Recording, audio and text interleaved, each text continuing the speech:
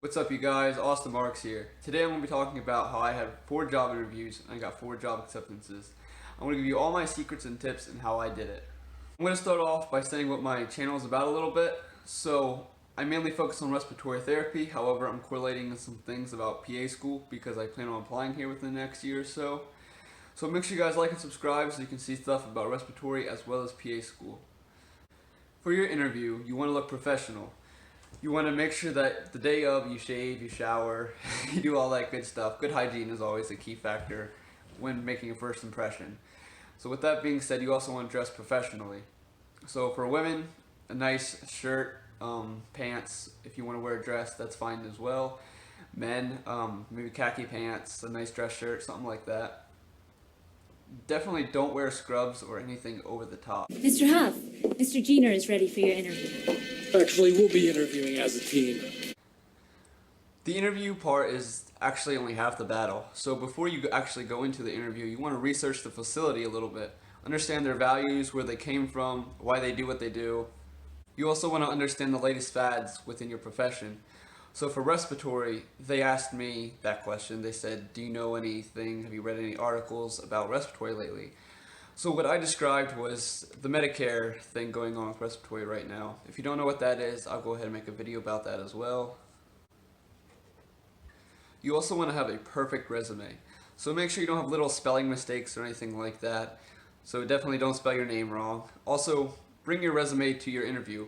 So at one of my interviews, they didn't even have a resume. So they looked over it, but other than that, they had nothing. So I made sure that I brought some. I gave it to each of the people, and then we talked about it a little bit.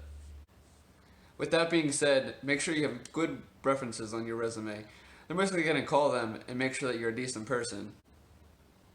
After you've gone ahead and gave them your resume, you researched the facility a little bit, you want to sell yourself. They're going to ask you a few things. They're going to probably ask you, why do you want to work here? Why healthcare? Why respiratory? What makes you a good candidate for a hospital?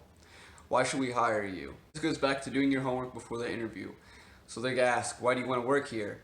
Well, because I looked at your values online and I've seen that you have caring, integrity, and honesty as your values, and I'm a person of all of those values, so therefore I think I'll be a great fit. Now I'm going to talk about a few things of what not to do.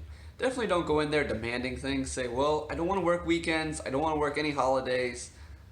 You're most likely going to be working in a hospital as a respiratory therapist. You're probably going to have to work some holidays and maybe a weekend every now and then, if not every other or every third. Every hospital is a little different. Definitely, you can ask those questions, but definitely don't go in demanding those things. Also, during the interview process, don't ask what you're going to be paid. Don't ask for benefits. These are just my opinion. I mean, I think it comes off a little rude. Wait until you get a job acceptance when they call you and then ask those questions. Well, what's the pay rate? Do I have any benefits? Well, another thing, don't chew gum, don't swear. Don't go in there saying, well, I don't really need a job, but I would like one. Also, don't lie. I told you to go ahead and sell yourself, but that doesn't mean lie. That means make your experience sound fantastic and put some enthusiasm into it. But don't lie. Don't say that you had 10 co's where you were the one intubating and no, you weren't. You probably just fresh out of school. Don't talk bad about anyone while you're in your interview. Don't talk crap about your teacher or maybe your old employer, because what is this hospital going to think you're going to do when you go for another interview? They're going to think that you're going to talk crap about them and put them down. So definitely that's the wrong answer in this case. This is not the time to gossip or do anything like that. Last thing, do not be late. That is the biggest thing. Make sure you're on time. Come at least 15-20 minutes early. So that was it for the do nots. So there are probably a lot more do not do in an interview. However, those are just a few. So now I'm going to talk about the strength and weakness question.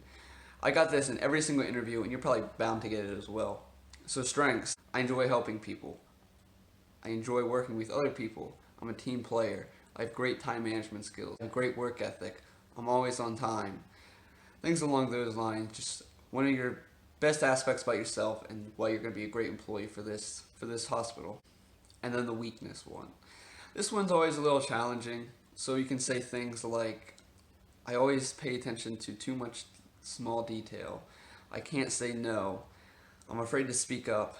So for me, I said that I can't say no, and then my story with it was, well, when someone asks me to do something, I generally say yes. I can't say no. So even if I can't do it, my workload is full, I still do it. I can't say no. That was mine. I mean, you come up with your own backstory, but definitely have a backstory. Talk about your weakness and how you're working on it. That's something your employers definitely want to hear, is how you're trying to improve yourself. We can contact. We want to tell you the stuff we're not good at, Our weaknesses. so we're clear up front. Okay. We're not generally comfortable in an office setting, I would say. I get cooped up. I won't go into an office that's ever been used before. I am no good before 11 a.m. I also get headaches from computers, so I can't be around them for too long. I take stuff. I need to have someone go up and down with me in the elevator. I have a weakness for sweets. Other weaknesses? We're slow learners, and we're not particularly good listeners. That'll be a huge problem. We're also slow learners. As I mentioned earlier, they ask questions like, why do you want to work here? What makes you a great fit for the hospital? They also ask some other questions based on my knowledge, such as like, can you explain EPAP versus IPAP? What's SIMV mode? I just had to explain things along those lines. I also had to read an ABG. In one of my interviews, I was with the actual manager, and then I went with side people, and they asked me questions such as, name a situation when you were stressful and what did you do? Name a time when you had to think on your feet. Name a time when you disagreed with someone. What did you do? Basically, just behavioral questions, asking how you manage a certain situation, things along those lines. So I got those kind of questions in 3 of my 4 interviews. So you can definitely be prepared for those. And as I said, I did my interview with some managers, some employees, and people with HR. So some interviews, they bounced me around. Some was just with HR, some was with just the manager, and then others, I did a little bit of everything. So go ahead, expect the worst, but be prepared for the worst. So best tip I can give anyone when preparing for an interview is exactly that. Prepare, practice, know what you're going to say. I mean, don't sound like a robot, but if someone asks you, why do you want to work here?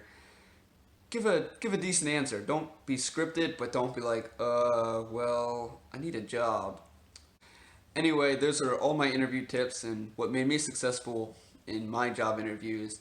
So make sure you guys like and subscribe. At least like if you think my dog is cute. Isn't that right, Sadie? See you guys in the next one.